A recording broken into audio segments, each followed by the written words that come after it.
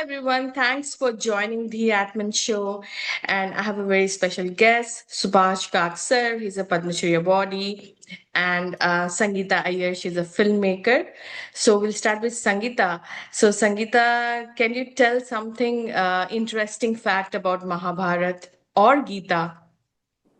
See, first of all, thanks for having me back. It's always a joy to join you both, and I really enjoy our conversations. So, I'd like to say that I'm not a scholar or a spiritual teacher, but I have been a sincere reader and student of the Bhagavad Gita for just the last few years, and I don't only approach it as a Hindu text, which it is, but as a book of life, which offers guidance on how to live, how to lead and grow with purpose. That's been my learning, and my regret is that I wish we had learned about this growing up, and that was part of our curriculum, but it never was. But कहते हैं ना, it's better late than never. So here we are, and I apply it honestly in all phases of my life. The learnings of the Bhagavad Gita, in my filmmaking journey, I apply it.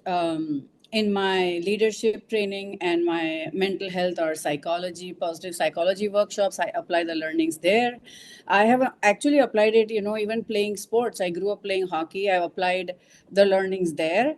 And I applied in my personal life, and I try to share it as much as I can as I'm learning with my kids as well. Okay, thank you, Sangita. Sir, can you tell some interesting fact about Mahabharata or Gita?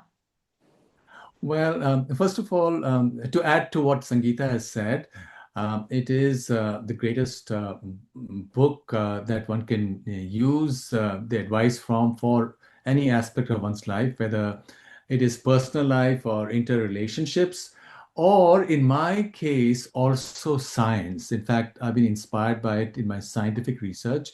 Why? Because this central idea of the Bhagavad Gita and of the Vedic texts is that the Atman is different from the body. And that's where modern science is going, that consciousness, Atman is the consciousness. Consciousness is not a product of the body. And that takes you away from old-fashioned classical physics, etc., or classical psychology. That there is something transcendent and mysterious about consciousness. And that's beautiful. It opens so many doors in science, which they have in my case. So now that's one way of looking at it. The other way of looking at it, in fact, I was just interviewed 2 or 3 days ago by somebody from one of the channels, big channels out of Hollywood. And they asked me the question, how is it that Indian texts seem to foretell a lot of scientific advances that have taken place in the past 100 or 200 years? And he recounted, this is an American guy, and he quickly read through a list. For example, time can flow at different rates, which is modern relativity theory. And you have Puranic accounts where time flows in different rates, and including Mahabharata. Arjun goes to Indralok to brush up his archery and so on. When he comes back to Earth, he realizes that 1 year has passed. So just a few days in Indralok correspond to a year on Earth. So, which is, a modern concept. Before 120 before 1905, nobody had ever thought of it. So this is one. The second is time can actually stop now, or then you have weapons of mass destruction like Brahmastra. Then you have what else? Well, all kinds of things. Let me try to see what do you have in modern science. The reference AI, to AI, like AI. What's the difference between AI and human? Like AI, yeah. AI, Yes. or um, stuff, or who don't really have consciousness. Like different kinds of asuras or rakshasas, like AI, or you have In Mahabharata, you also have a reference to a fight of earthlings with guys in a spaceship who are wearing airtight suits, Kavach, Nivata Kavach. They're wearing airtight suits. So literally anything that you can imagine, or I forget the biggest daddy of them all, which is quantum mechanics. In quantum mechanics, which according to the creator of quantum mechanics, he was inspired by Upanishads, all of interaction of the observer with the observed, which is what quantum mechanics is all about, which takes you to atomic physics or chemistry and so on, is already in the Upanishads, because that's what the creator of quantum mechanics tells us.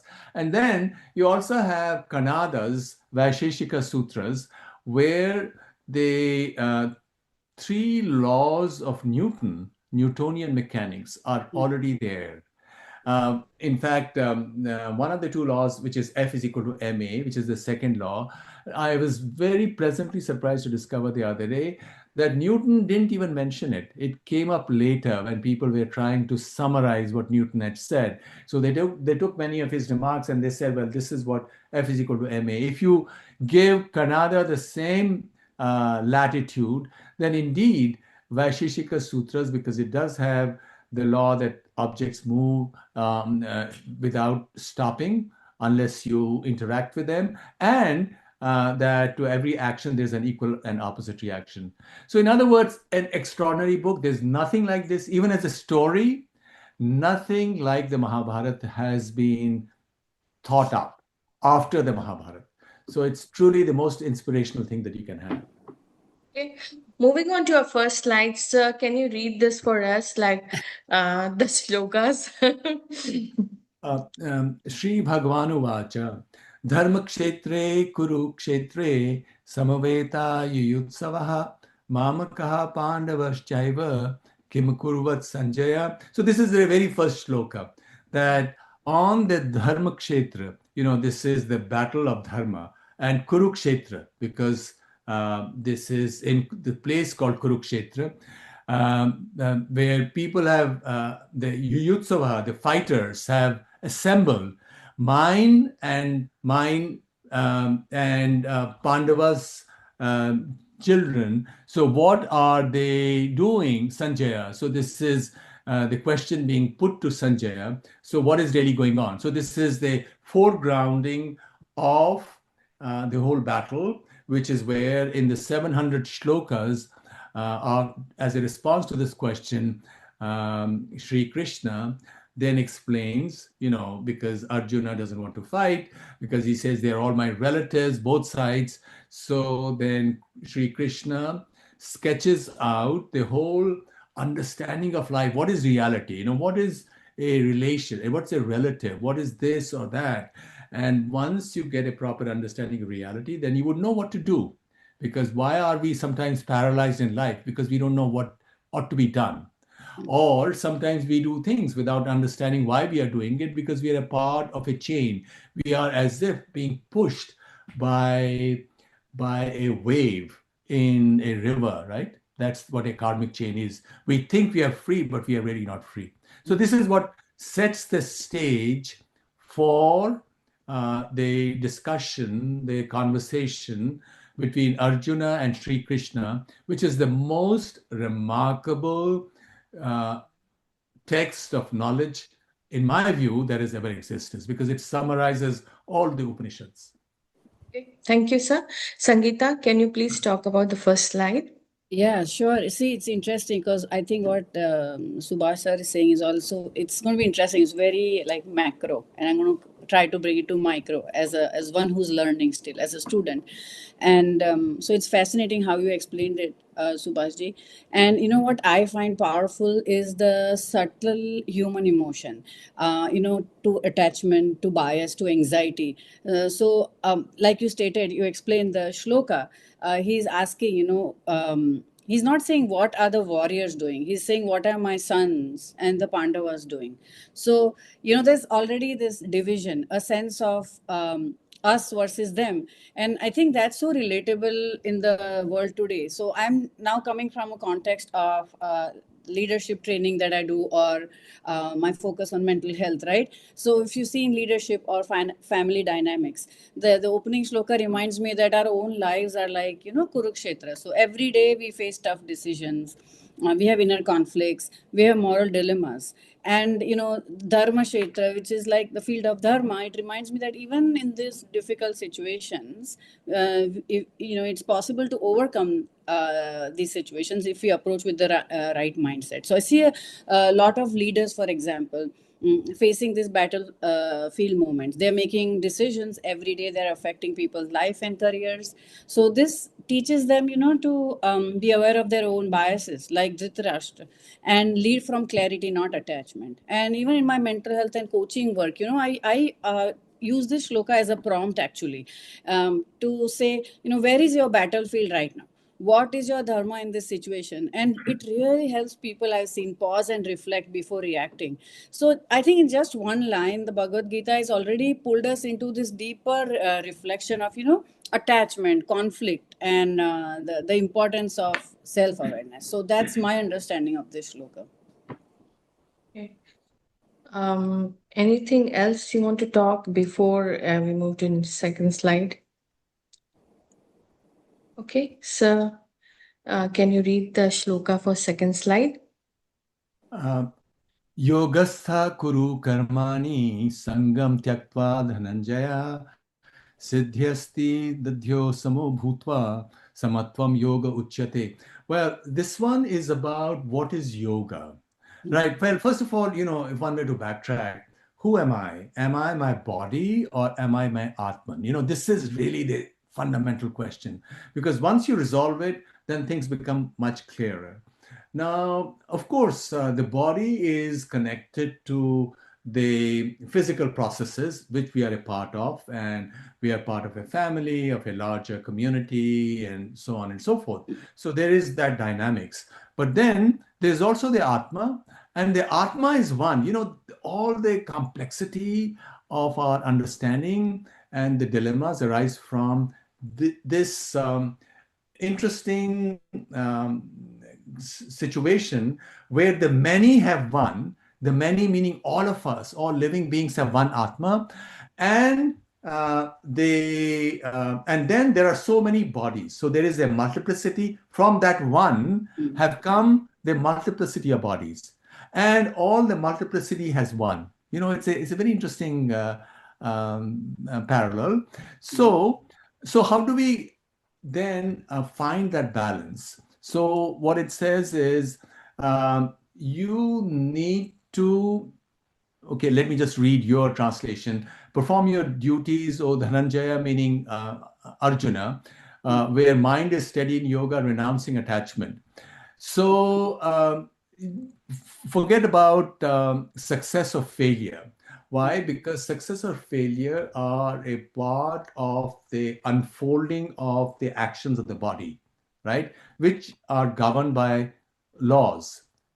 There are physical and psychological laws. So you can change these things, if you can, by not being just the body, but by attaching yourself to your Atma, because that changes the whole dynamics. Then you become focused on the one rather than on the many. Because if you're focused on the many, then there's confusion, because out of there's so many, for example, Sangita spoke about the dilemma between this or that, but then you have to find out who of this or that, of the many bodies, do you want to attach yourself to, for example, ethical or moral or conflict.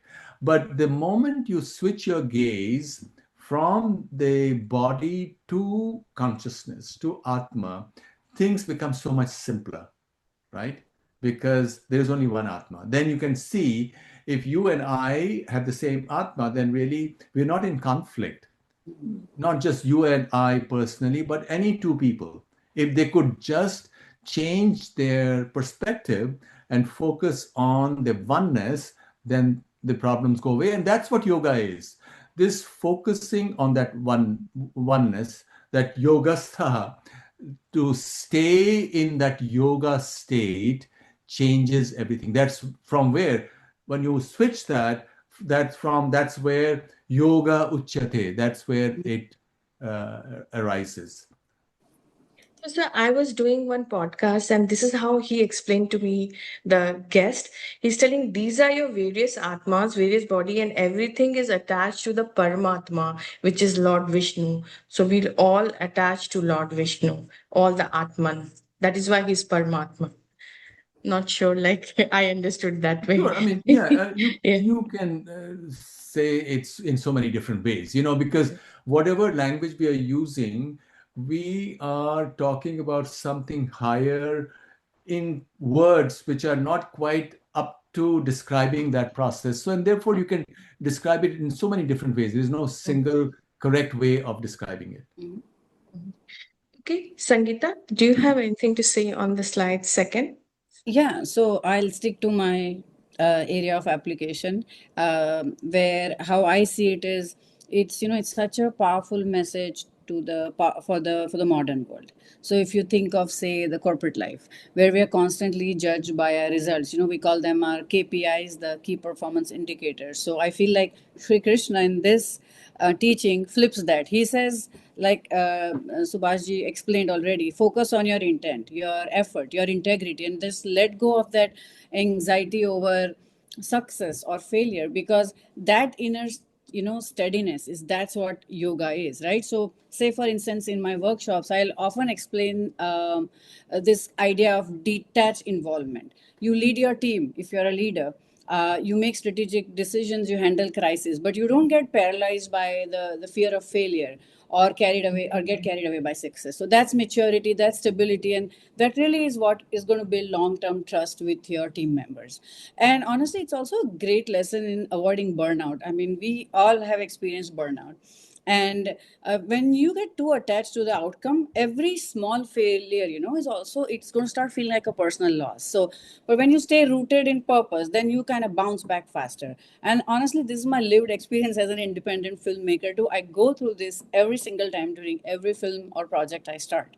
And I think from a mental health perspective too, because we know there's such a pandemic of mental health globally these days. It's aligned with ideas in positive psychology. So you must have heard all these terms in recent years, like state of flow, growth mindset, resilience. We hear that a lot in the last 4 or 5 years. That's teaching us to shift from an outcome driven mindset to a purpose driven mindset. And that shift, I think, is a game changer for mental peace. And that's what this shloka teaches us. I just guess we were not aware of it. At least I wasn't growing up. So that's my learning of this particular verse.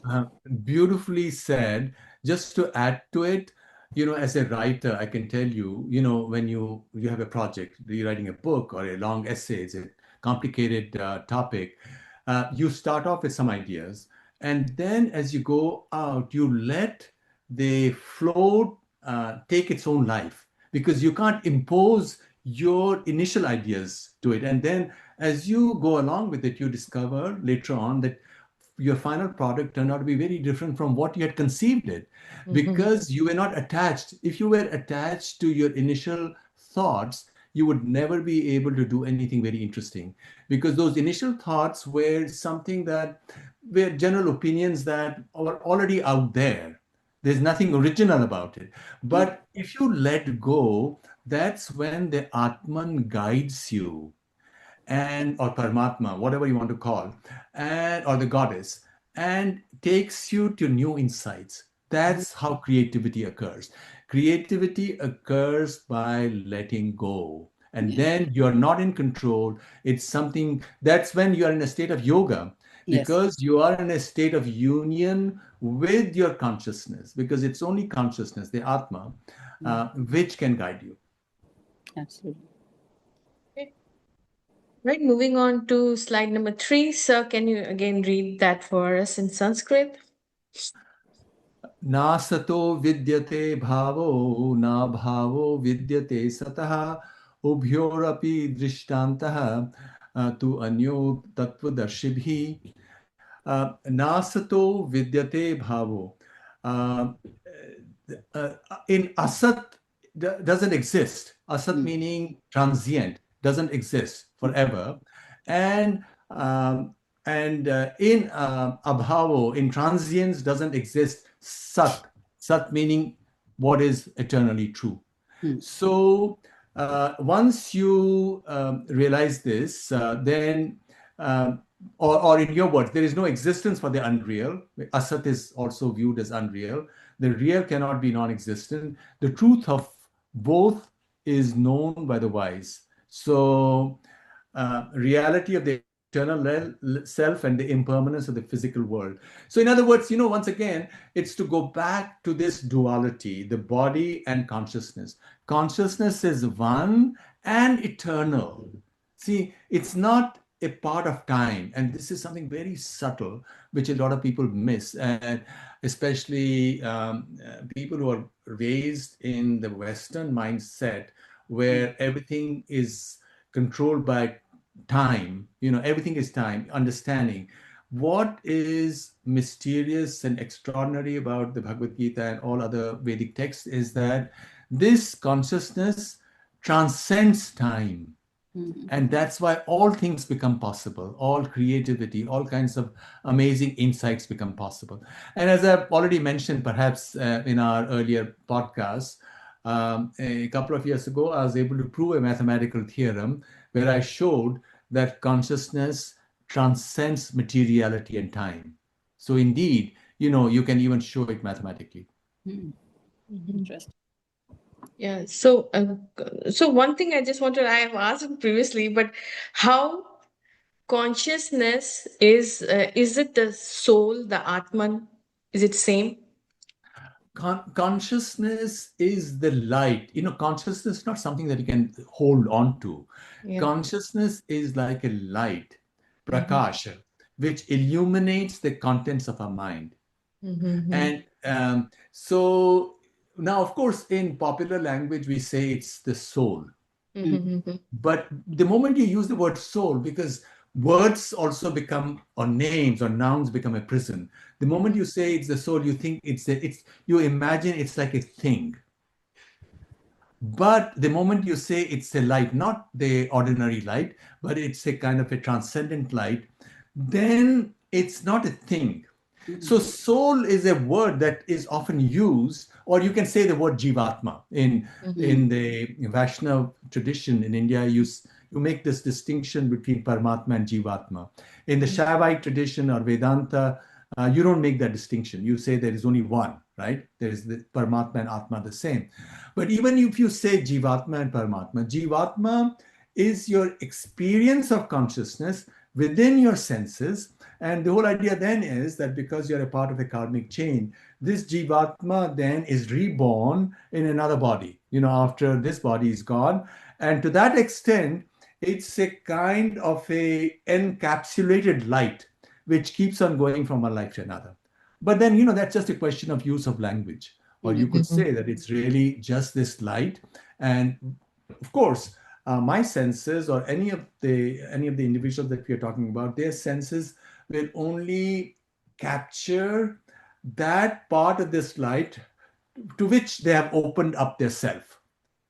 So because it's transcendent, we can't, through our senses, capture all kinds of, all aspects of it. Yeah. Sangita, do you have any comments for slide number 3? Yeah, so see, for me, when I try to understand this, like it just ties in with what Subhash just explained. It for somebody, who started learning about the Bhagavad Gita only a few years ago, I found that every time I revisited, the understanding got deeper, the meaning changed. So first, this verse sounded very abstract to me. So I sat with it for a while, and then honestly, at this point, it has now become a profound mental clarity tool for me. Why? Because see, Shri Krishna is basically saying that truth is eternal and illusion is temporary. So, in other words, if I relate to our life, things that are fleeting, so like fear and stress, ego or status, they come and go. But if you focus on things like purpose, values, your inner strength, those are real, they last. So this shloka really reminds me not to get too caught up in, the temporary turbulence, and focus on the deeper truths that anchor me. And in a leadership scenario, again, it's the same. You stay anchored in your core values. So if you're in crisis, let's say there's market trend shifts happening and business face uncertainty more and more now. If your leadership is grounded in integrity and clarity, you won't be easily shaken. So as a leader, now you can see through the noise, right? Because you are focused on what's real and what's sustainable. And even honestly, from a mental health perspective, this verse is gold, because most of our anxiety comes from giving too much weight to temporary things, external things. So what did someone say, how did I perform, and what did we lose in this interaction? So this verse really invites you to step back and ask, is this real or is it just passing? And I think that one question can completely reframe our emotional reaction. So it's like a grounding practice. When someone is overwhelmed, I often tell them, let's come back to what's true, what's lasting, and what's within you that doesn't shake. So metaphorically, this verse helps you to kind of hold on to the sky and not the storm, is how I would round it up. Are you a therapist? Like I don't call myself a therapist. My entire background is in education and psychology, and I'm a certified positive psychology practitioner and a trainer. So, what I do, because I've also worked in the corporate world here and done a lot Okay. of leadership and soft skills training, I Mhm. kind of married the two of them because I Oh, saw so okay. much value. So, then based on the audience, if it's Mm. leadership, I design my workshops accordingly, but I also now design for youth because I think there's a huge mental health crisis amongst our Yeah. youth. So, So I do you kind of, have you have classes yeah. for youth? Yeah, I do. I have customized classes for youth, and a lot of my time goes away into filmmaking. So I have now started to come back to this because, this is very important part of my work too and my journey too. So, yeah. That was a beautiful image. Focus not on the storm, but the sky. Mm. The light comes from the sky, Akash. That's where the light Yes. comes from. Right, right, right. All right, sir. Moving on to slide number 4. And yes, sir, same thing. Can you read that for us? Yeah. Ananya chintayanto mam yajanti sumanasaha tesham nityabhikuktanam yogakshemam vahameham, which means that uh, from everywhere who focus on me with good mind, mam yajanti, who worship me, tesham nitya abhyuktanam, those them I join them and protect them. I protect them, yoga kshemam, through their through understanding, or in your um, let's see the translation that you have. Um, to those who are constantly devoted and who worship me with love, I give the understanding by which they can come to me. Uh, Kshemam, it's like in Hindi, there's a word, khema, a tent, yoga kshemam. It's a protection, a tent, a protected place of yoga where they can come and then be strengthened and do whatever they want to do and achieve. Because, one of those mysterious things about the Vedas and yoga and the Bhagavad Gita is that the less you think you are doing, the more you have control. It's one of those paradoxical things. And as Sangita said very rightly, the ego is the problem. And the moment you let go, which seems counterintuitive, because the whole idea one would imagine is that you have to do it. But really, ultimately, you discover that you become an instrument of the whole cosmos. The moment you realize that, things happen beautifully. Mhm. Absolutely. So go ahead, Sangita. So for me, this is very what Sir just explained. It's deeply resonates, and it's very comforting to me personally because, if Sri Krishna is saying, if you stay focused on your purpose, your dharma, and you keep your mind centered on higher principles, then life will take care of your needs. So he means achieving what's needed, right? And then the other is protecting, like how beautifully Sir explained about the tent, and so see, even in our personal lives, when I do training workshops or even my filmmaking process, I have lived this. So we live in constant fear of loss. So or failure. What if I fail? What if I don't make it? So this verse, gives that powerful mindset. You focus on your path, let life take care of the logistics. And it sounds a little philosophical at times that ऐसे नहीं होता है, but it happens. It has happened for me. I faced so many challenges and delays as an independent filmmaker as part of my journey, which can really be a setback at times. But this is what kind of brings me right back to know I have to keep moving on. And from a leadership perspective, think of it as a purpose-driven leadership. So when you align your work with a higher vision, not just profit, yes, the bottom line is important, but are you thinking of service, of the impact, of integrity? You'll see things will start falling into place, because I've also worked in the corporate world for several years, and I've seen that you start attracting the right people, you start attracting the right opportunities. So leaders who are anchored in values, like Subhash sir said, not ego, will often find that the universe will support them. Now you can look at it strategically. You're someone like me, I even look at it spiritually, that this verse gives you that assurance, right? And from a mental health perspective, this verse is a very powerful antidote to anxiety. So when you're stuck in control mode and you're trying to manage every outcome, you get burnt out. And you act with clarity and focus, but you stop thinking that you have to control everything. And I often share this message in my workshops too, that you're not alone, you don't have to carry the entire load by yourself. And you spoke about letting go, and sometimes people look at that as, oh, that's very passive approach, that's passivity, that is passivity. And I think it's intellectual surrender. That's how I like to look at it. It's not being passive. When you say, certain things will take care of itself, I have to keep focusing on what I have to do. Yeah. So basically, focus on your action. Don't worry about the results, right? That's Yes. what the main thing is. Yes. Okay. Okay, this is our last slide, sir. Can you read that shloka for us? Um, yeah, okay. Yeah, the last one, you sort of mixed up 238 and 250. Okay. So let me read 250. Okay, that's Uh, fine. Yeah. yeah. Yeah, the 250 is Buddhi yukto jahatiha ubhe sukrit dushkrite tasmat yogaya yujyasva yoga karmasu kaushalam, which you do have in your second line, yoga karmasu kaushalam. What is yoga? It's action with skill, karmasu kaushalam, action with skin.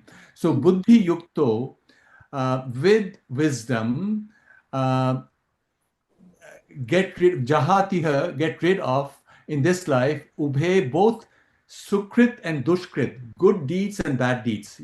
That this is good, or this is in my strategy in business or whatever else, this is the right line or this is the wrong line, because these are actions where one could do one or the other. There's no specific superiority to one or the other. So you have to be detached from a judgment on what is right or wrong in action.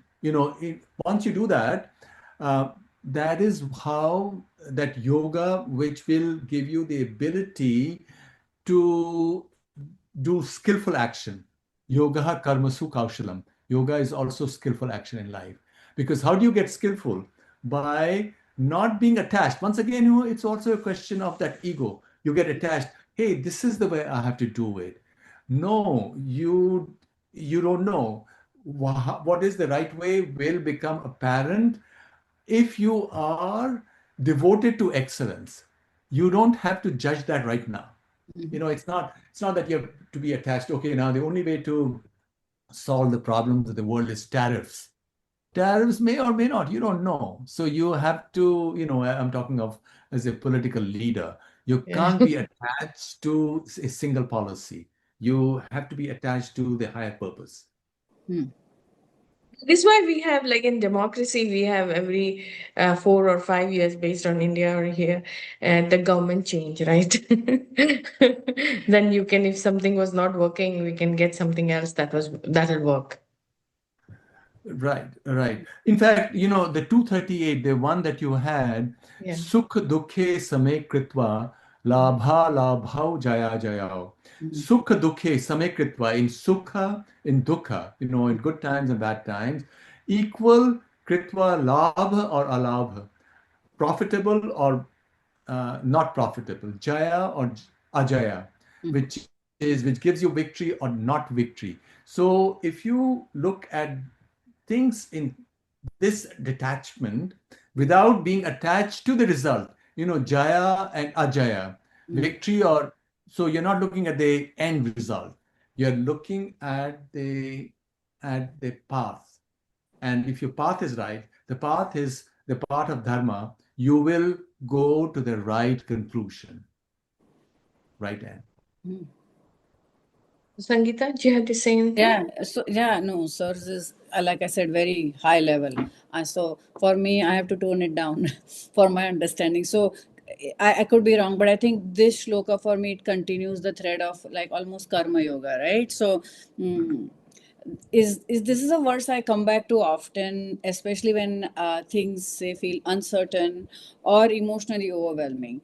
And so Shri Krishna is saying, show up for your duty, but don't be emotionally tossed around by outcomes. So pleasure or pain, win or loss, gain or setback, you need to stay centered. And so it's like the mindset of a yogi, right? And also in this day and age in the West, we can use the term resilient. It's tossed around a lot. So the mindset of a resilient, value-based leader, let's say. And it reminds us again that external results are uncertain, but how do I show up? Do I show up with balance, with clarity, with purpose? That is always in my control.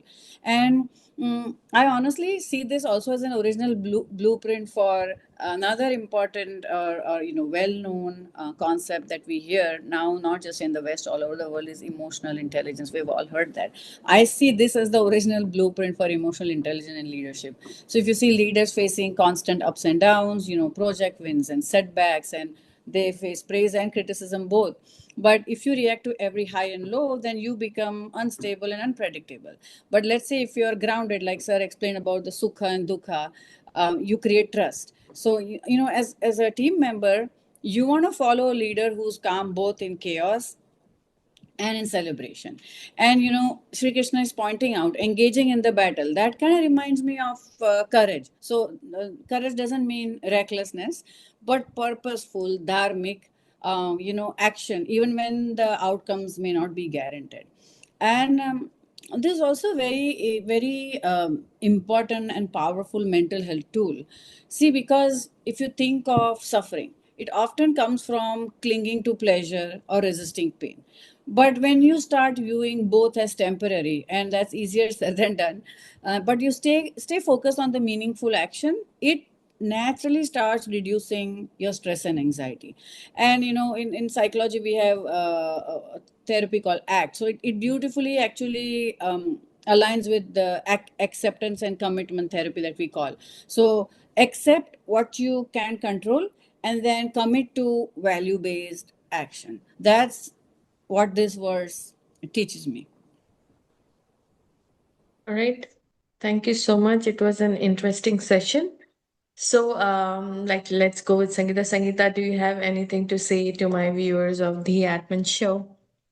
Well, I just keep watching your show, and generally, I give this advice to myself too, and to everyone who's listening that, just in closing comment I would make is the Bhagavad Gita. It's a timeless wisdom. It's not just spiritual jargon, and look at it as a practical manual for life, for leadership, for mental well-being.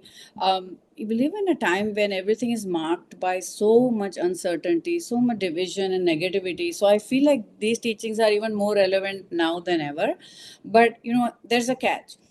It's not just enough to talk about the Bhagavad Gita or to rest on the idea that, oh, it's ancient Hindu wisdom.